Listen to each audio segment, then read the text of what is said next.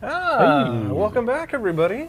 Hey. It is live at Epiphan. We're in episode 142 today. That's a lot of episodes. That's a lot of episodes. One more closer to the big 150. 150, and we're still trying to think of ideas, so please drop them in the comments if you have any suggestions for a big 150th episode spectacular. Being a big Simpsons fan, I'm thinking it's going to be a clip show. But not a Halloween special? Or? Oh, yeah, we could do another Halloween one. I mean, those are the best Why Simpsons not? episodes. Yeah, what the heck? Anyway. But welcome to Live at Epiphan. There we go. Got that image 8K or? 8K. What is 8K? What is 8K? Is that what we're talking about today? It is actually what we are talking about today. We are looking at 8K and kind of looking at it and picking it apart, dissecting it, critiquing it, putting it back together, figuring out whether or not it's even something anyone should be talking about or considering, or is it twice as much as 4K? Is it 4 times as much as 8K? Dave just came by and totally blew my mind. He says, "Oh no, it's not double.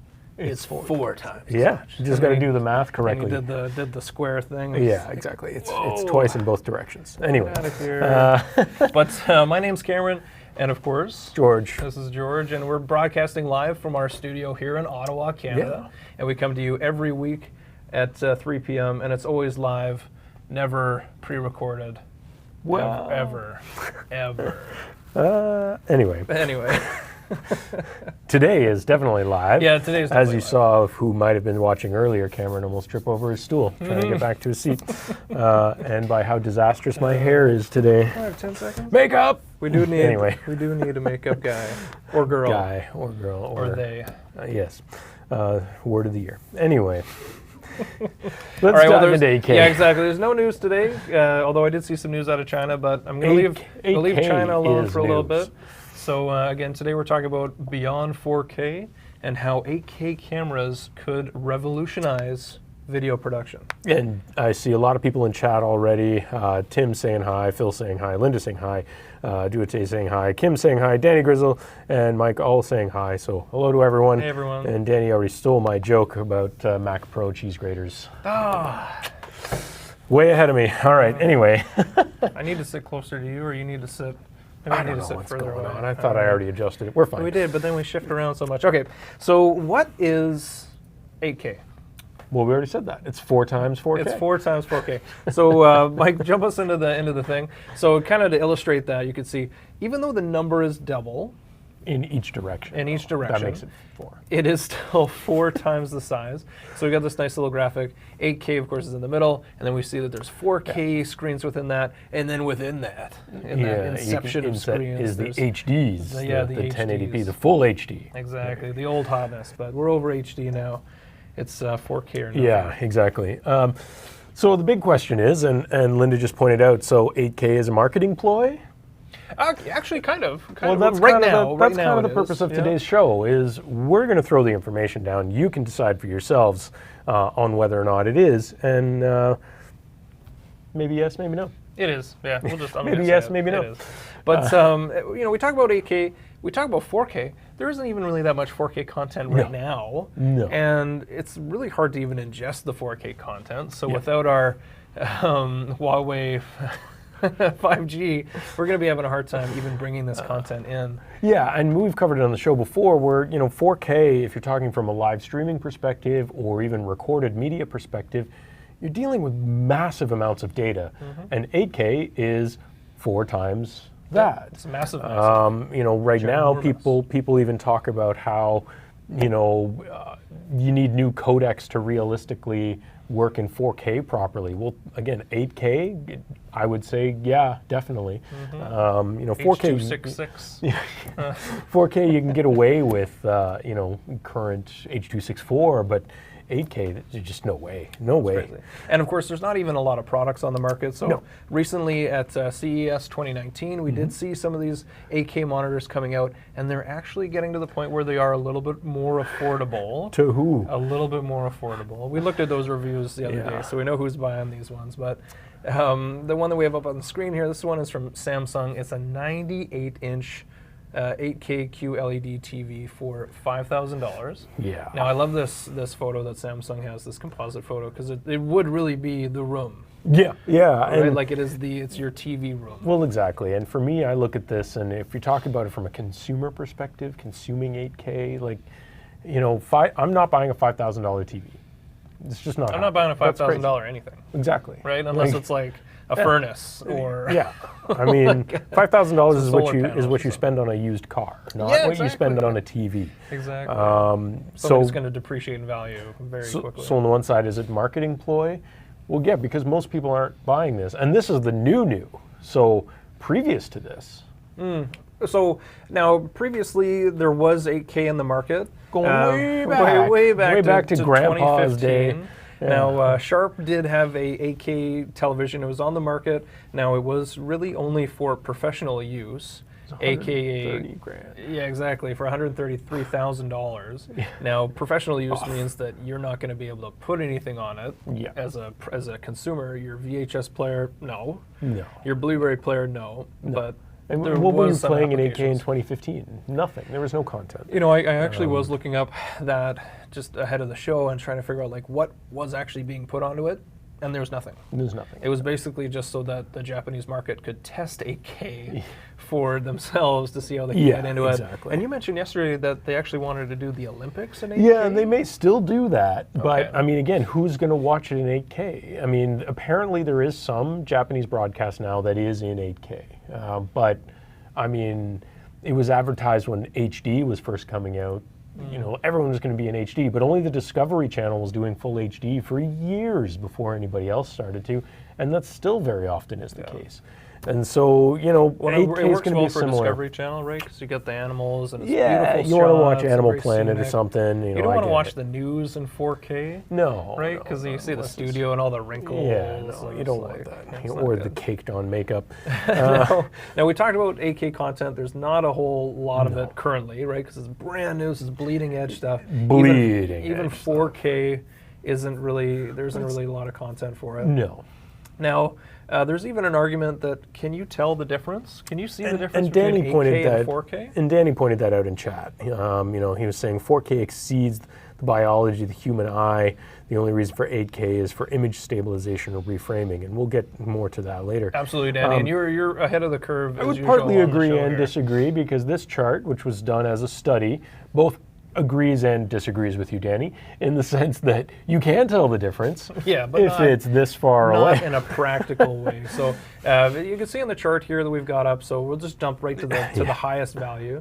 Now for a 75-inch screen TV at 8K, you're not going to tell the difference unless you are 2.5 feet away, which is like here. If you're 2.5 feet away from a 75-inch TV, You can't see the whole TV. I think you need to go visit your optometrist because you got some problems and you might need the laser surgery or something. I don't know. But obviously that's not practical. Yeah. So can you tell the difference? This study found that you could indeed tell the difference, but not at any actual practicality. Where the opposite of that is, you know, it's about 10 feet for you to tell the difference for full HD. Yeah. So at that 1080 size, you're at 10 feet away, which is realistic. That's you on the couch that's sitting actually watching television. So this is at 75. I would argue that probably today, and we just kind of went through this with Black Friday stuff and all the deals people saw during that, I would say probably the most common size people are buying TVs in today, probably 50 to 65 inch, somewhere in there. And honestly, no one's going to buy an 8K TV until they're coming closer to the prices of 4K TVs in that size range. Yeah. And we looked it up actually. There was a great, awesome Samsung TV, 98-inch, 8K, $100,000. Oh, that was funny. Some guy That was on commented in the bestbuy.ca. reviews that he bought 3 of them though. So Well, that was some fellow named Mayweather Yeah, I don't know. from somewhere in Vegas. So yeah, sounds I like don't know who that guy is, but Yeah, apparently 300 grand TVs is no big deal. Exactly. If you're getting a little bit bored with this part, head over to bestbuy.ca, read the reviews on those televisions. It is hilarious. Yeah, they're obviously troll Pause, reviews, come but back they're again. amazing. Yeah, it's really funny. That was I thought because we looked at it, who's buying these TVs? How would Nobody. they have Nobody's buying 5 reviews on it? But you know, again, for those of you who don't know, you know, we've now reached a point where a 4K TV is the de facto standard. because they've gotten so cheap. They have gotten cheap, and everything can gets less and less expensive Exactly. over the years. So here in Canada, so I am talking about Canuckistan pesos here, at Black Friday deals, you could get a 55-inch 4K brand name TV for like $600-700 bucks.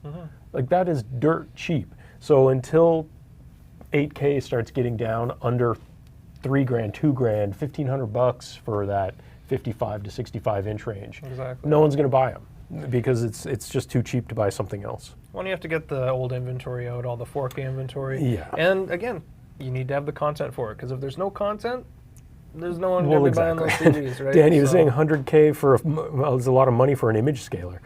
Well, exactly, because there's no native content really, you're just scaling everything up, so why do it? Well, if you're looking at putting some new wallpaper up and you haven't decided on what you want to do, grab one of these TVs, make a big JPEG, and then when the content comes out eventually you can replace it. Exactly. Thank you for putting that comment on there. Yeah. Now, where is 8K actually going to be useful? Well, honestly, Like I think 8K is the most useful.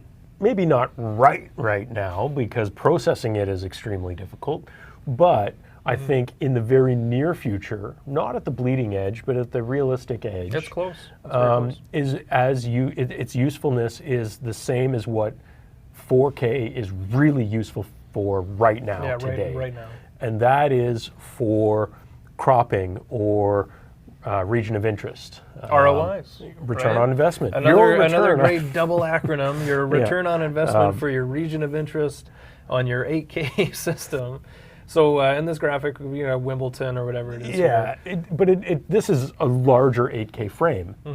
And then for those of you who are into doing production stuff, think about using this cropping or region of interest or punch-in or whatever you want to call it to use a single camera to shoot the entire thing, but still get to where you need to be without needing anything else. Exactly. You can create these different compositions within one shot. So, you know, for this live event production, you throw the camera up, and it doesn't have to be perfect because you can now get your cropping in a little bit tighter. You know, you can do the cutaway shots to the crowds. You can zoom right in. You got the guy eating the strawberries and cream, right? This is Wimbledon, and then you can go down to the actual game level, and it's all from one camera, and all that operation is being done, you know, back in the office or back in the production studio somewhere. Now, this could mean that you're eliminating some camera operator jobs, but you know, that's probably the future anyway. That's okay. So that's one way. Sorry, camera operators. Sorry, camera guys. Okay. I might want to go back to school. Anyway. Well, you have someone to take care of the robots. Yeah, right? exactly. So you got to be a robot tech. So this is something that we see a lot of now with 4K. You see it either automated with, you know, maybe voice-based tracking to move the region of interest. Maybe it's manually controlled, which is something we have on our Pearl 2. Yep. And you were on Video Guys show recently, and you're actually talking about this exact topic. And we're actually going to show you exactly how we do this on a Pearl 2 and where the value is here. Yeah. So, you know, again, this would be a very complicated shot if you wanted to shoot this whole table with any sort of clarity with some HD cameras or a single HD camera. It'd be messy, but doing it in a larger 4K frame, having these HD crops so that our eventual streamed or recorded data is in full HD makes things a lot easier that way. Well, we've done some experimentation with remote video production where we have PTZ cameras in a space. You know, have a few PTZ cameras, and then we're moving the cameras back and forth, and it's not very smooth when you're doing it remotely. No. You know, it's a little bit jerkiness there's there. delay. Yeah, there's delay. It's a little jerky. So with this wider 4K frame, you can establish all of these different shots, and you don't have to move anything. Just punch in. Exactly. You just don't have to move. You punch in, and that kind of delay issue is eliminated. Exactly. Now, you mentioned a practical experiment. Yeah, we can kind of jump in and look at that. So what I'll do is I'm going to pull up my my Pearl 2 interface here. And so I'll quickly explain while you're pulling it up. Sure. So what we have in the studio here, and I should have actually got another GoPro shot on it, but I've mounted our Z cam right next to the Canon C100. Now the Z cam that we have here is a 4K camera, so it's a micro four thirds, but it does give us a 4K output. So we're running that into another Pearl 2 just so we don't interfere with the show today. So it's going to look a little different, but it's going to look a bit different, but So this is a Pearl 2. Yeah. This is a Pearl 2 for those of you who are not familiar. This is the main administrator interface, and we just have a single encoding channel defined here because we're leveraging some 4K stuff. But one of the things that we can do on a Pearl is customize layouts for mixing and switching. And now in this case, of course we're live, so why wouldn't things stop working right in the middle of what we're trying to do? Just a little bit of a lag there. When we're running the Pearl, obviously we're running it on the network. We're simultaneously broadcasting to YouTube, Facebook, and Twitch. So when we're accessing it, a little bit of a delay. Now this is a good kind of intro shot here. Yeah. I just threw it up super wide. So this is our whole set. Obviously, you don't want to show that in a shot. No. So this is pulled, like Cameron said, he's got the Z-Cam set up next to it. We're, running like a, I don't even know who did that with the Reds and the Cinema back for 3D stuff. They're side by side, super cool. Oh, yeah. Kind of pulling one of those in a way. It almost looks like a 3D camera over there. But what we can do within the Pearl to do this is I can select the input that we have added there, and I can go into the cropping tool, and there's a few things I can do here. I could either freeform draw a box, which gives me a lot of flexibility, or what we would often see with a 4K input like this is defining a fixed 1080 frame, which I can then kind of click and drag around. So if I do it this way, I can basically jump in, punch in, and when I come back up at our preview, it looks like almost our normal shot. Yeah.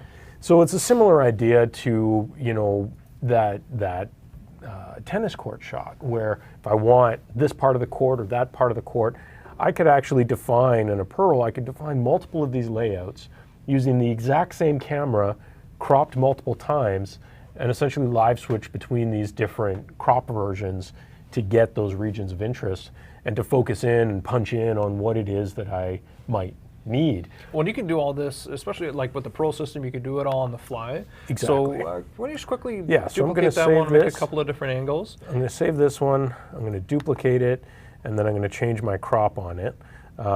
So I can go back in here again. Let's play with the crop. Let's just focus on Cameron's side of the desk for this one. And we'll save that. And so now I have a different version of that one. So now so impressed. I could easily switch between the two of us to just Cameron, and obviously I could just make endless iterations of this. Exactly. I can just keep making these with slightly different things. Now the cool part here is that when we start to leverage this, yes, I'm starting with a 4K shot, which means I can pull it back farther, giving me more potential regions to punch into, especially if you imagine an auditorium or a stadium. Mm-hmm. But not only that, because I'm using a single video input, I'm actually making the load on my production system less. That's right. So there is load obviously to do the crop, but if I was trying to do 6 different cameras to achieve similar kind of thing, that's way more work than if I did it with one, which I now don't even have to have an operator for, and then building out all these different pieces. Totally. My final stream, I could still scale down to 1080 and save my bandwidth and everything like that, since I'm punching into 1080 anyway. Exactly. You're shooting this at 8K, you're doing it at 4K, but you're still sending out a 1080 signal. Right. Now, we were kind of watching this through the UI, but if we look at the actual, so this is the actual Z-Cam output on that Pearl. Right. So now if you toggle back and forth between those layouts, then we can see that a little bit more instantaneously, right? So we can jump over, you can jump back. I can just cut between them very easily. Exactly. Now you might be experiencing a little bit of a sync delay, but that's because we're running it through a couple of systems here to get back over. So that gives us a lot of flexibility in how we can play around with it. And so I think probably what we will see first with 8K is exactly that kind of idea, in the sense that, again, 4K is still not that usable, but for some people it is. It's getting more usable. It's 1/4 of 8K, so punching into these different quarters is good. Well, we have another graphic up, actually, if you want to throw that up, Michael. So this is another representation of 8K. Right.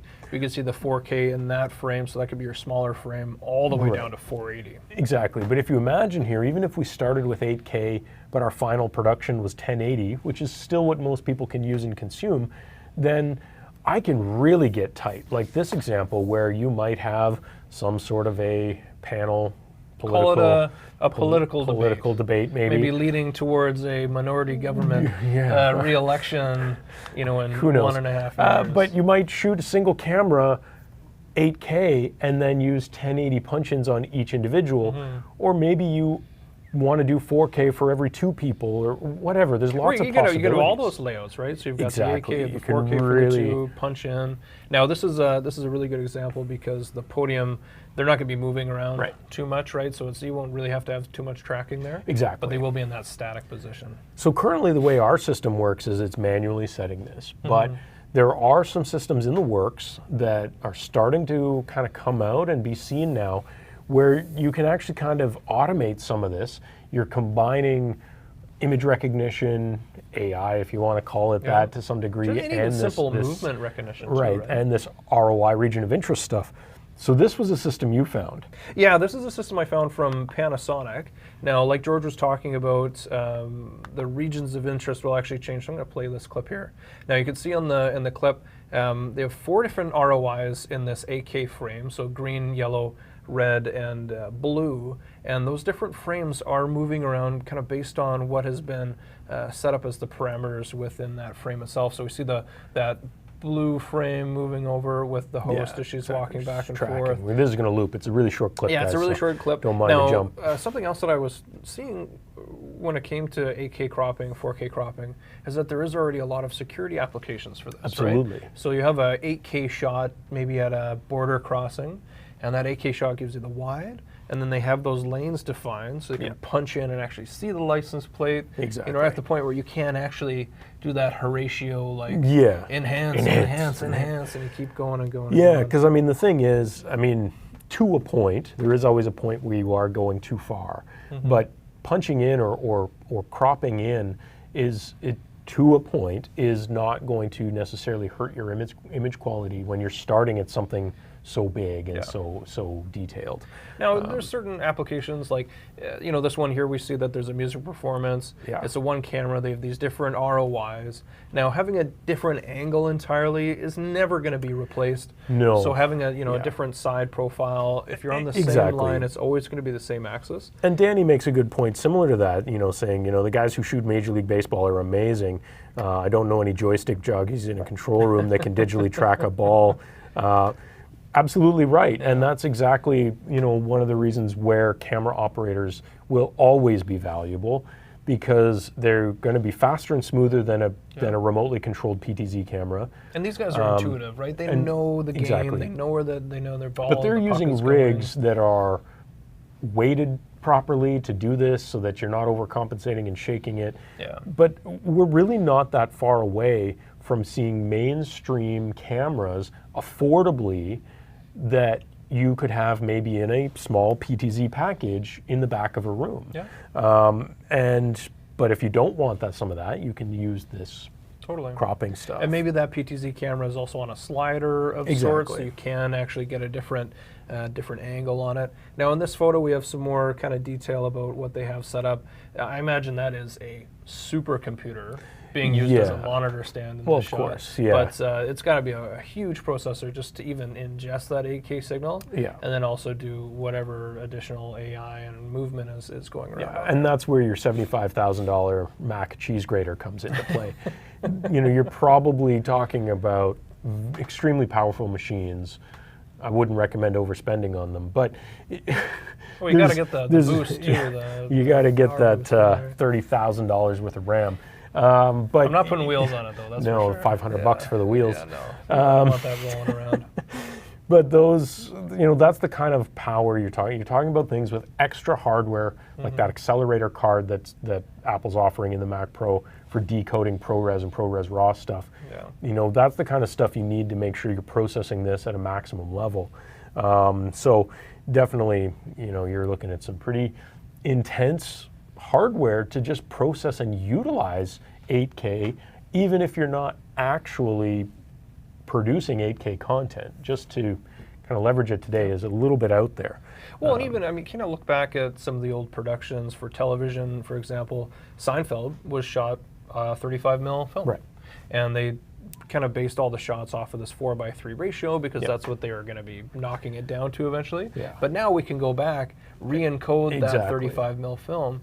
Yeah. And a lot of the cases it's not going to be great because they weren't really staging those outside corners, but, but you can bring that data back afterwards. Absolutely, and we're starting to see that with a lot of remastered things, which is great. Now, just in the last few minutes, 8K cameras, right? So we have the 8K monitors. What about the 8K cameras? So obviously that Panasonic stuff or something like the red helium, these are going to be very expensive. The red helium is one of the cheaper red ones, but when I was looking it up earlier, they have like 4 or 5 different models that can do 8K, from some of the Dragon models all the way. The helium is one of their one of the newer ones. The one on the bottom left, that is Michael Bay's personal helium magic 8K, box, which he loves running around with. He's got that. But the helium 8K Super 35. So I'm coming back to 35mm things. Exactly. That's a $30,000 camera. So when you compare it to a $100,000 TV, it's a deal. It's a fraction of the cost. But the other thing in this picture, although not on the market yet, rumored to be soon, is Sharp is planning on coming out with a Micro Four Thirds style, more consumer-oriented 8K capable camera. And this is a picture of it. It's not available yet, but they claim it will be soon. For under $4,000. Yeah, or $5,000 or something. I think it was under. Was it under? 4 written down here. Okay, it's probably 5. Anyway, it's on the sheet. It's probably whatever they say. It's going to be something $999. Yeah, exactly. So what's that, like $500 a K? Yeah. So we'll have to see what happens there. But again, it's a great example of if you're looking at a Micro Four Thirds style camera that can shoot 8K for $4,000 to $5,000. That starts to hit the price point where consumers might consider it. Totally. Because even now, if you look at things like Sony Alphas or Panasonic GH5s, they'll do 4K great, and they're in that $3,000 range, $4,000 range. So, well, even our Sony A6300 that we have here in the studio, it shoots 4K. And I absolutely love working with that camera because the color is great and the files work really well with Adobe Premiere. That's something that I've been finding compared to the Z-Cam, for example, without doing any transcoding or anything. It's just beautiful right out of the box. The way it's encoded, Now, of course, we have like iPhones that can shoot 4K right now. Yeah, and so there are rumors. 8K's got to be around the corner. Yes, and there are rumors that early in the new year, which is not far away now, some of the next generation flagship phones from companies like Samsung and Apple and so on, their next generation flagship stuff rumored might have 8K capabilities. What they do with that, whether it comes back to, like you were saying and Danny was saying, maybe it's an image stabilization thing, not so much full 8K res, but maybe just a slightly cropped in for stabilization. Well, and until we have like gigabyte per second internet, well, that's the problem. Again, what codec are you using for this? Like, H.265 at bare minimum, and there's not a lot out there that it can encode that very well unless you have a $75,000 Mac Pro cheese grater. Or you get your NASA supercomputer, your quantum computing, and then your data size, right? I mean, because again, 8K is 4 times that of 4K. You've heard us say on this show times before, if you want to live stream 4K, you're looking somewhere in the 20 to 30 megabit bit rates. 8K will be at least 4 times that if you tried to do it in the same codec, if you even could.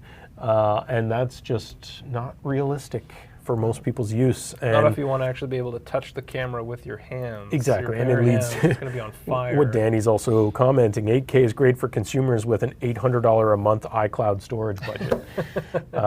Exactly. I mean, where are you going to put this stuff? Where are you going to keep it? And I was pointing out the other day when we were talking about this, 8K I don't even think you can fit on a single Blu-ray disc. And I don't really want to go back to the days where you need multiple discs to watch what about the Laserdisc? a 2-hour movie. Well, if you wanted to watch a long play movie on Laserdisc, you had to have multiple Laserdiscs. Or you go back to Titanic on multiple tapes. Exactly. Right? We don't want to go back to that. Consumers have already said they don't like that. No. So does that mean to get 8K home movies, we have to have a whole new storage medium? Do we just buy a hard drive at the store now? Like, so Gary Bateman was actually posting about how there was a 1 terabyte SSD. It was an internal one. Yeah. And I think it was like $100. They're getting very cheap. It was super cheap. Yeah. So maybe and 1 terabyte maybe SD cards are getting Well, they're very expensive, but they're there. They so maybe the exist. content will be on that kind of medium. Maybe it's a hardware medium. You have the SSD, right. But I also think digital distribution is now where everything is going.